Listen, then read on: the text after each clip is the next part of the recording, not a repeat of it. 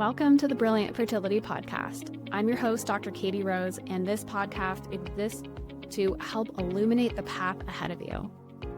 With expert interviews, clinical pearls, and real client success stories, my intention is to bring you hope for what's possible on this journey and to give you tools and resources to navigate the ups and downs on the road before you. If you find this podcast helpful, don't forget to subscribe on your favorite listening platform. And I have a big request. If you have a minute, can you leave us a 5-star review? And let us know, what did you learn? What did you come away with? Did you leave with that spark of hope? This helps more people like you find the podcast. My mission is to support as many humans as possible on their path to become parent. And by you sharing and subscribing, you're part of that mission too. And I'm so grateful for you for being here.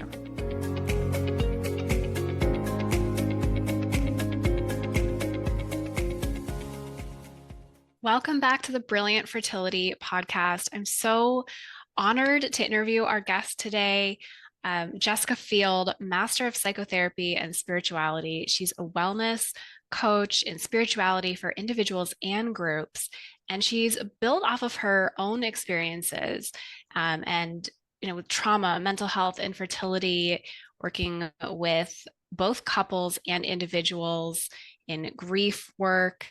This is so needed in our infertility world, and I'm so honored to have you here. At the end, we'll talk about how people can learn more about you, how they can work with you. But thank you so much for being here with us today and sharing. Thank you for having me. Yeah. So, Jessica, I just like to kind of open this up by asking, what brought you to the study of psychotherapy and spirituality? Yes, it is an interesting journey on how I got there. So I appreciate you asking. My life has been one of unfolding. So everything that I have done has led into the next thing, whether I was aware that that was happening or not. So in college, I was really looking for some way to spend my time outside of classes. And I found a brochure on volunteering with at-risk kids. So kids who were in the foster care system and maybe living in group homes or with foster families. And I thought, that's interesting. So I signed up to do that. And my world just began to open up. I thought, it seems silly not to have thought about, but my life experiences, I'd been pretty sheltered and really, I had a loving family, and I thought, I have all of this love. There's kids that don't have love or opportunity, or kids who are hurting. I said, oh my gosh, I have an abundance. Let me share it with others. And that really led me into shifting my major away from education into more social service work. So I did an undergrad in special ed and rehabilitation. The unfolding of that led me to working in social service work in women's shelters, and working with women who experienced trauma, who were experiencing addiction, mental health concerns, homelessness. And so at that time, I'd been working with these beautiful children in Tucson whose parents couldn't care for them properly. And then I was living in Canada and working in shelters, or I felt like I was working with kind of the moms of the kids that I had worked with in some metaphorical sense. And so that just, I then again, more opening, more expanding, seeing the other side of the story of the children.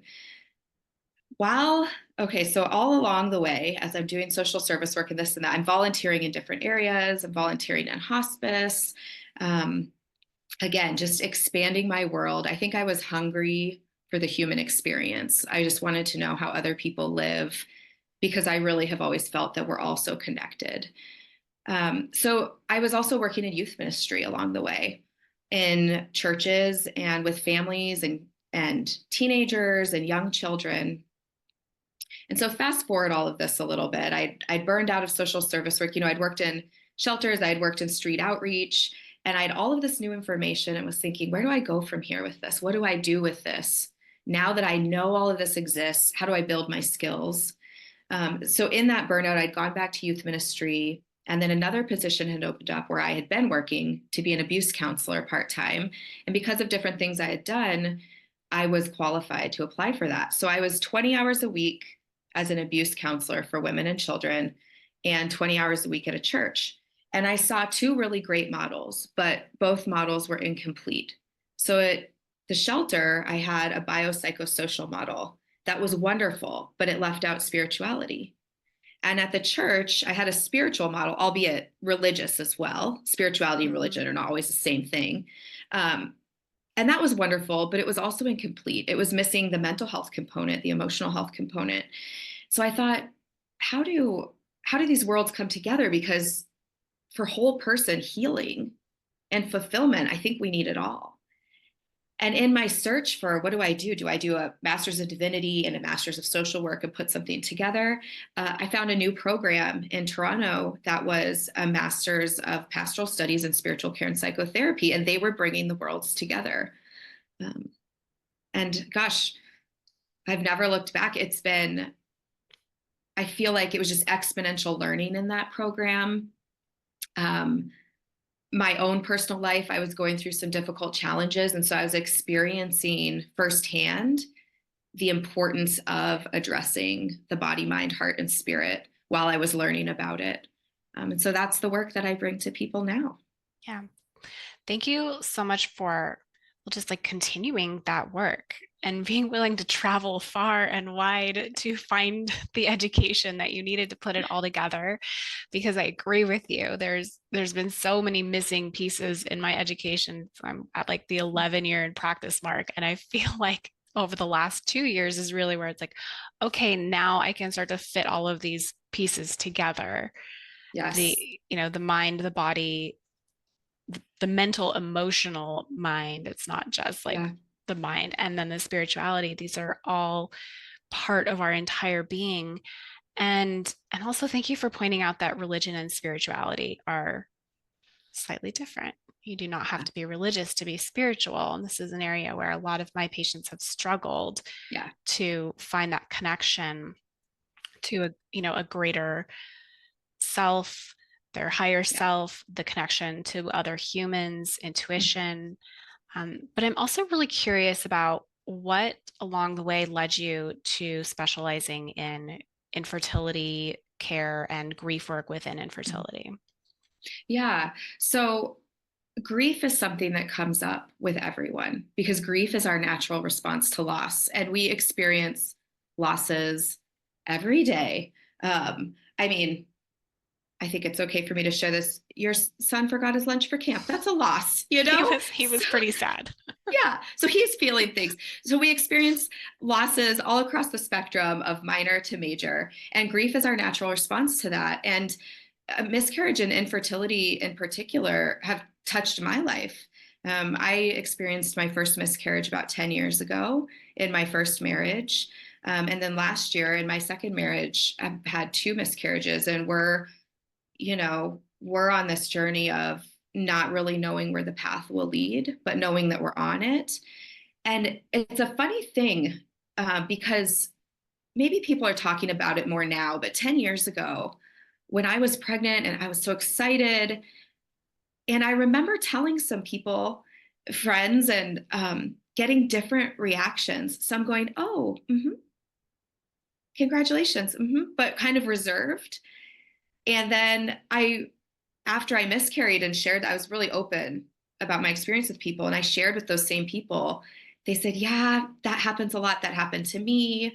I knew you were early, so I didn't want to get my hopes up." And I remember thinking, I saw that in your face. Yeah. I kind of wish you would have told me. I wish you wouldn't have held back. It's almost like miscarriage and infertility live in secret still, even though it touches so many lives. And so I don't want to be someone that perpetuates having those things live in secret. There's a type of grief called disenfranchised grief. And that's a type of grief that we feel when others don't understand our loss or we're not given the room or the space to grieve. So it can happen with stigmatized losses, like things like overdose, deaths by overdose, or deaths by suicide. But it can happen with abortions, miscarriage, stillbirth, infertility. And what it does is you feel really isolated and alone, and you almost feel, am I not supposed to be grieving this loss? Yeah. Why aren't others giving me the space for this? So I really want to help bring light to people's lives who are experiencing these types of losses. One, so that everyone knows we're not alone. But two, to really honor the experience of people and to honor the lives that were. Yeah. Everyone experiences it differently, and we need to use the same language that people are using, whether they're saying fetus, baby, miscarriage, lost the baby. We need to use the same language and just meet people where they're at and honor this human experience. Yeah.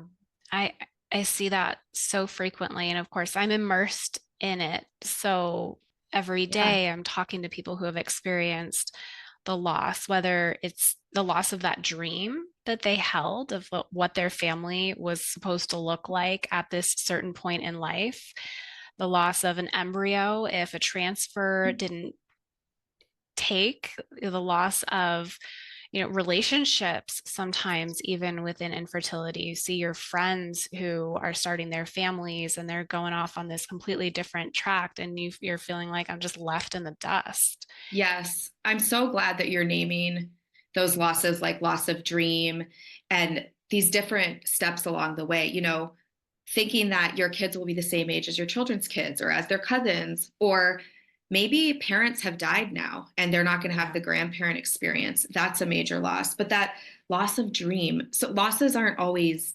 tangible Yes. things, right? So thank you for naming that. Yeah, I have like full body goosebumps just like talking about that piece, which is usually my spiritual sign that like, yeah, you're on the right track. Like keep Yeah. keep going on this conversation, because there, I think the stigma is reducing. I mean, just the fact that like we can have this conversation on a podcast and we know that eventually hundreds, if not thousands of people are going to listen to this and hopefully be able to feel that touch of validation in Yeah. their experience and know that, oh my gosh, I'm not alone Mhm. in this. Definitely. And here's the thing about grief. Grief isn't grief isn't a nap. Like, well, let me think about how I want to say that. Grief comes with us for life. So I think we often think, oh, grief is a process that you heal from and then it's gone. Mm. But grief is with us for life. Um, I so recently I was just feeling something in my body that was making me feel off. It was making me feel a little anxious, a little sad. And I was kind of aware of it. And then it clicked that it was the 10-year anniversary of my first miscarriage. And it's so funny how the body and the spirit remembers before the brain does Yeah. sometimes. Like these experiences are within us. And so, um, even though my relationship with grief around that first miscarriage has changed so much over 10 years, it's really come back with that milestone, that 10-year milestone. It feels really present. It brings the losses from last year into a more present space. And I'm helping plan my 20-year high school reunion. And I wasn't going to be able to go to the 10-year because I would have been 2 weeks from my due date. And I lived in another country. But then we had a miscarriage and I was able to go to the 10-year. And as I'm planning the 20-year, I thought, oh, boom. Never did I think I'd be at the 20-year without children. So these milestones hit. And I mean, because I work in this space, when I feel that tension rising and my body wanting to clench it down, I try to soften and just let those emotions flow through and um, talk about the people who are healthy to talk about things with, who I know Yeah. can offer me space and support, just to explore, wow, this changing. Gosh, it's just another reminder how grief is always with me and it's always changing. Well, and the reminders of like those milestones and how they can almost creep up on you.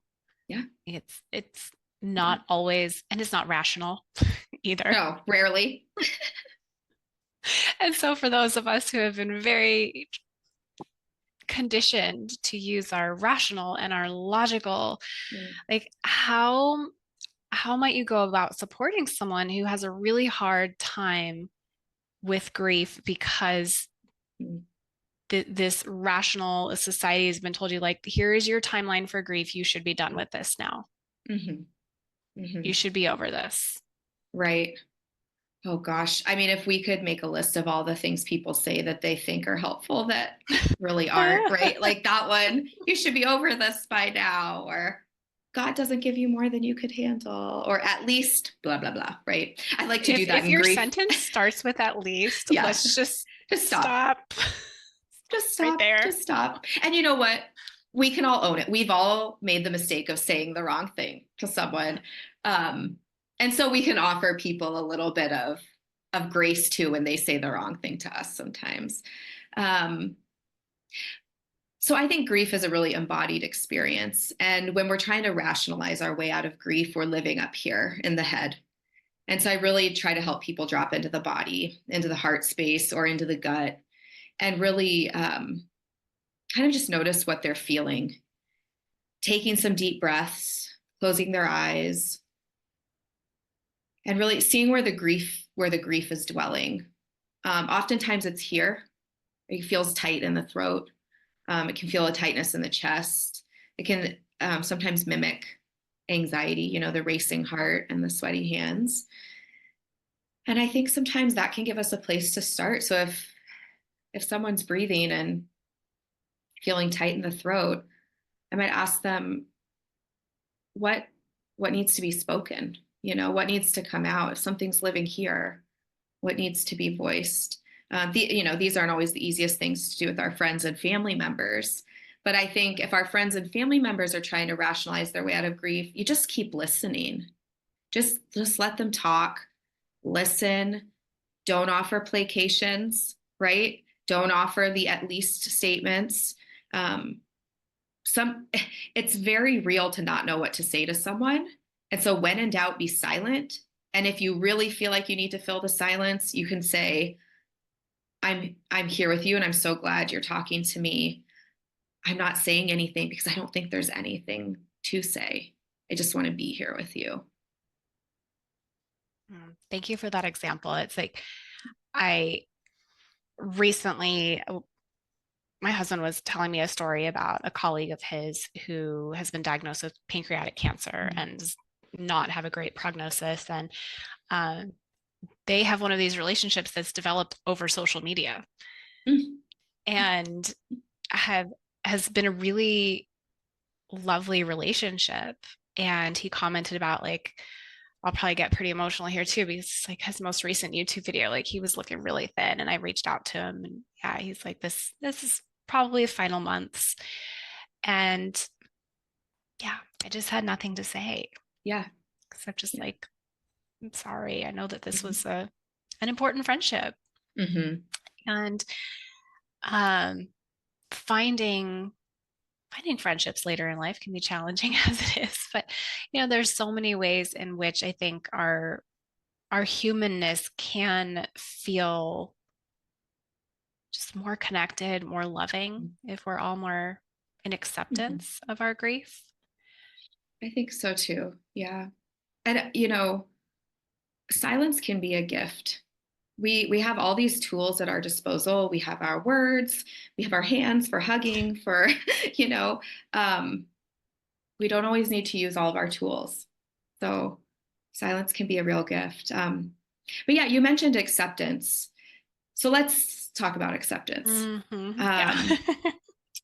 Because also in the infertility space, there's a lot of like, well, you should do this or you shouldn't do that. And so much of it comes down to, I think, women feeling like, oh, it's all on me to manage my emotions at all times so that I'm not stressed out. Absolutely. And this and that. I know that's not how you talk to women, but No, but if taken out of context, which occasionally Yes. it is because, if we're taking 15-second sound bites on the internet, Yeah. I have received comments occasionally of like, oh, so basically like this is just another thing I'm doing wrong of Right. oh, so I have this emotional block now. Great. Right. So yeah, we're definitely putting out there that like this is all like we're not born with a manual for knowing how No, to deal with our emotions or knowing how to no, surrender to the really hard stuff that happens in life. no. So if we have a blocked emotion, like it is absolutely accidental if that happened because we weren't given the resources. And I know you know this as a Mhm. psychotherapist, like we are always doing the best we can at any given Yeah. time with the Yeah. resources that we have. Yeah. Well, so I have to make a tiny, I'm not a psychotherapist. Oh, I am trained in psychotherapy, but it's important that everyone know I'm not a licensed psychotherapist. I work as a coach. But that's just my little segue. oh, well, You're, thank you for you're welcome. clarifying. You're welcome. You're absolutely right. And so when I think of acceptance, one, when we come to a place of acceptance, it does not mean that we agree with what is happening. So acceptance does not equal agreement. What acceptance does is it allows us to unburden ourselves from the need to control and the emotions that come with that need to control, which are usually fear and anger, sadness, and probably some guilt and shame because we're not able to control everything. So when we fail again at controlling this thing, right, shame can set in. Acceptance is the releasing of, so one, it's the releasing of control. It can be the releasing of a belief that the past can be changed. We talk about that a lot in forgiveness work, which I mean, self forgiveness too can be a big part of the infertility journey and self compassion. But acceptance is saying, what's happened, happened, and I'm here in this place. I'm no longer going to try to change what is behind me. I am going to do what I can for my path forward. Sometimes we talk about this like co-collaboration with God. If God is a word that works for you for this loving energy that connects us, that's how I see God. You can't just rely on the loving energy to do everything for you, so there are some things you have to do. But acceptance it's just a releasing of attachment to outcomes as well. I think of my husband and I, where we're at on our journey, and we really have a shared sense of this path is leading to parenthood. We don't know what it's going to look like, but is where we are is good. Where we are is where we are. We know we're on the path. We don't know when it will end. We don't know what the things that happen will be that will lead us to parenthood. But there's just an acceptance of, oh, this is where we're at on the journey right now. And that's good. Yeah. Has there been anything in particular that supported you in coming to that point? Like, have you always felt that way, or were there times of like deep resistance, frustration, the guilt, the shame? Like, what allowed you to move through that to this point where you now just know that you are on the path? Things were really different 10 years ago. I mean, one, I was in a different marriage and that dynamic was different. Um, I probably had I had less friends and family support living in another country. And I was younger. I was 28 and that miscarriage was devastating, devastating to the point of, I mean, all the miscarriages I've had to have been physically really difficult. Um, so I didn't do much for a week, and then my ex father-in-law had a massive heart attack, and that just shifted everything into, okay, well, let's take care of him. So Yeah. I was able to really stuff my feelings and distract myself. But like we talked before, grief doesn't go away even if you're really good at shoving it out the door for a while. And so it snuck up on me when I was nearing my due date, and other friends were announcing pregnancies, and I couldn't ignore these feelings of jealousy, even though I was happy for them. It's so strange to feel jealous and happy. Um, and so long story short, I did a whole I had a whole healing plan for myself that year. I was going to go home to Arizona for 3 weeks. I was going to do all the things I knew how to do to get healthy, right? I was a counselor at the time. Like, I know all the things you need to do. So I was eating right, I was exercising, I was journaling, I was spending time with family and friends. And halfway through this 3 weeks, I didn't feel any different. And I started to panic because never in my mind had I thought, oh, this plan won't work. I had no backup plan. I was like, wait a second, I'm supposed to heal myself in these 3 weeks so that I can function in life and be around my pregnant friends and not feel so weighed down by my own grief. Silly. But it was in that moment of panic that I felt the message, Jessica, you haven't prayed. And prayer has always been a big part of my life. And I don't know why I hadn't prayed about it. So I began to pray, and I prayed and prayed. And I woke up the next day and I didn't feel any different. So I prayed and prayed and prayed. And I woke up the next day and I didn't feel any different. But I kept up with the prayer because I had nothing else. I did all the things I knew how to do, and it wasn't working. And so that's how I prayed. I said, I don't know what to ask for. I just know I need help and I need to feel better. Please help, please help.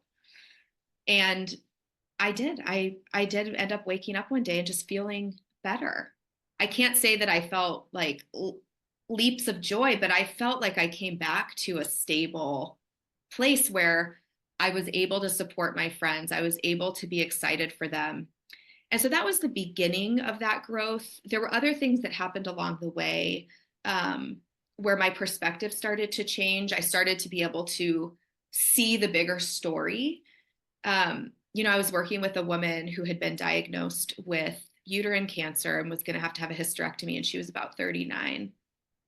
And I remember her grief over, she had always wanted to be a mom, and she was not going to be able to have a child after this surgery. And I remember thinking,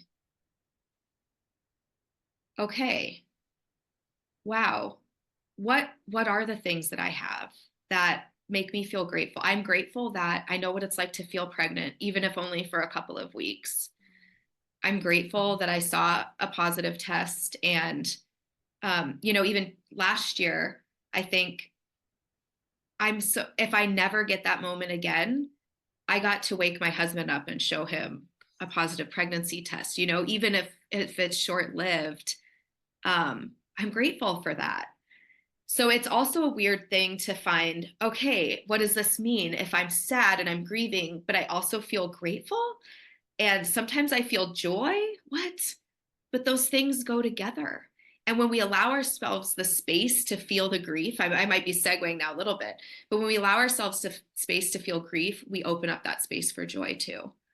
Well, I think that's really important that people know that they're allowed to feel more than one feeling at one time Definitely. or one season of life. Yeah. And I just want to add that, so with my experience last year of 2 miscarriages, and all that comes with that now, all the testing and the waiting, and then, we got pregnant twice in 5 months, now not getting pregnant for much longer than 5 months, we're in a different zone. But it just hasn't felt the same as it did 10 years ago in terms of the devastation. And I think with the growth that I've done in my own life over the last 10 years, and then also maybe just some wisdom of age and knowing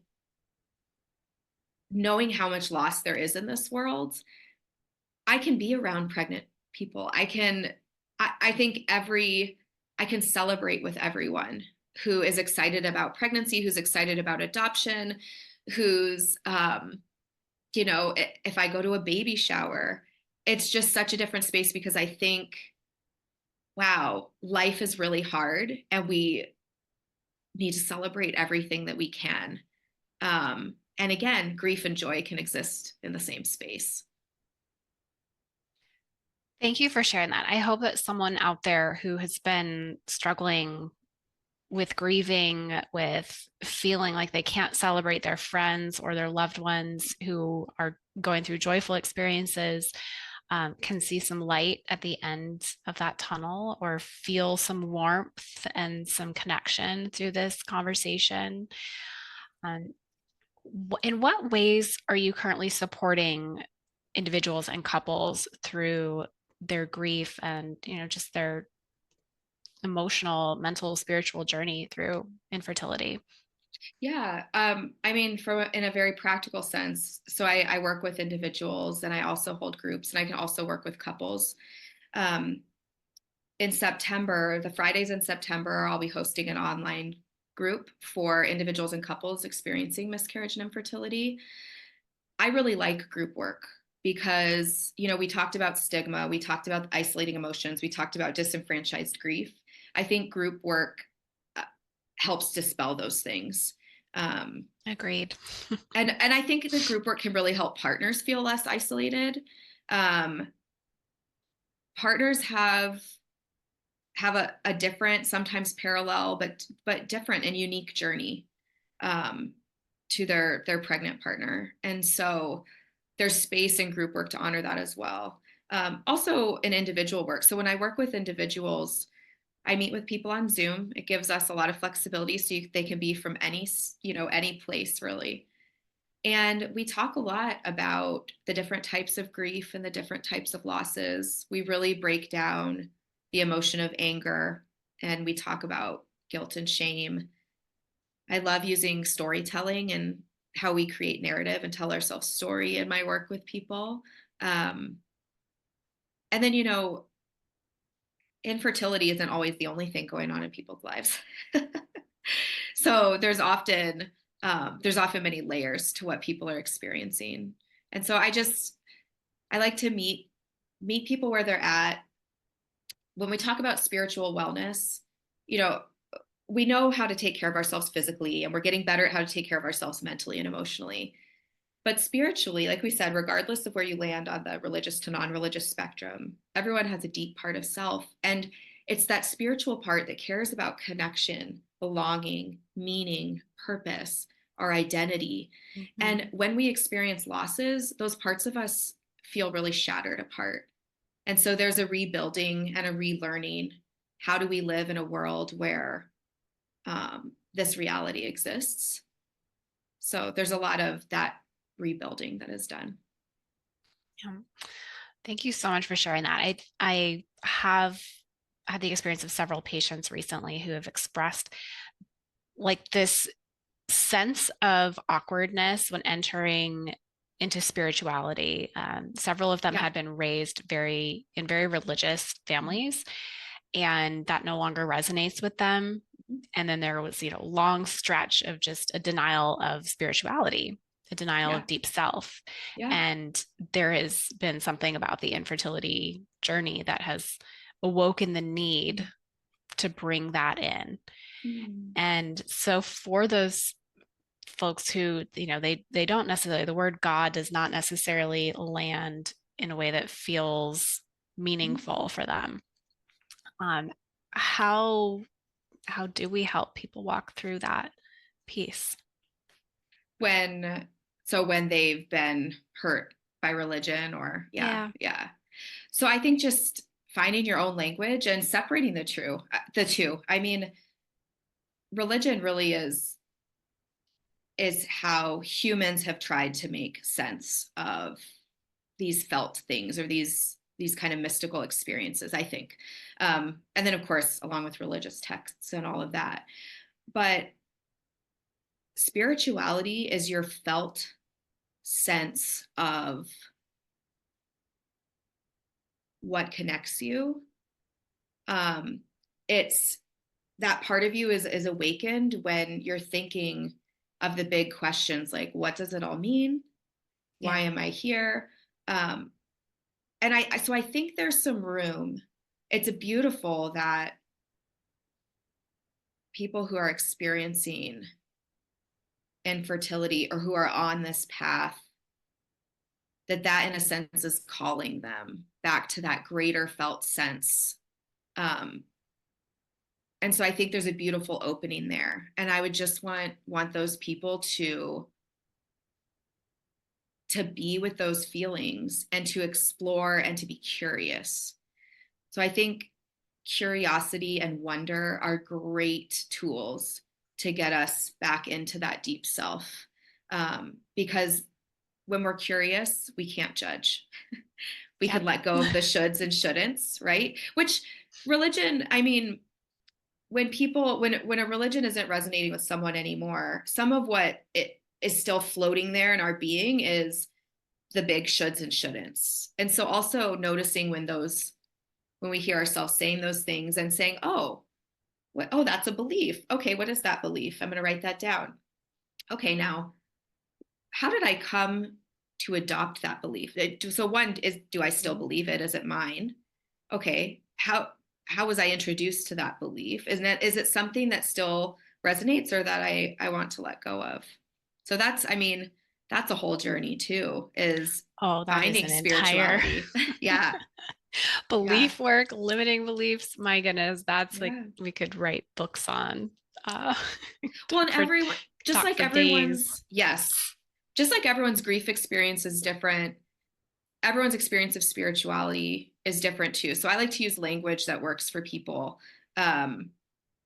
If God isn't a word that works or isn't a concept that fits for someone, other people might feel comfortable saying just like energy or collective consciousness or universe or my spirit, my essence. So I'm very open to all of that. I mean, for myself, I feel pretty comfortable in the Christian space. I sort of call it Christian because although I'm comfortable in a lot of it, and it's been very life-giving for me. The other really life-giving piece is the mystery and so I just leaves it open for and what, I don't know, and this and that. I just for me, spirituality is so much bigger than any one kind of concept. That is beautiful. I appreciate that so much. That is my feelings as well. And it took me a while to get to that space. Yeah. Also. Yeah. It took many years to really come to that sense for myself as well. Mm-hmm. So a lot of exploration in between, a lot of maybe denial of self in between. I mean, this is why they call it a journey. I would love if we had another name for it. Yeah. Well, and I love working with people from all religious backgrounds too. I find there's so much beauty in hearing about others' experiences. Yeah. Awesome. Well, Jessica, tell us where people can find you. How can they reach out to you if they feel called to work with you further? Absolutely. So go to the website, yourspiritualwellnesscoach.com. You can email me from there. My phone number is listed on the website.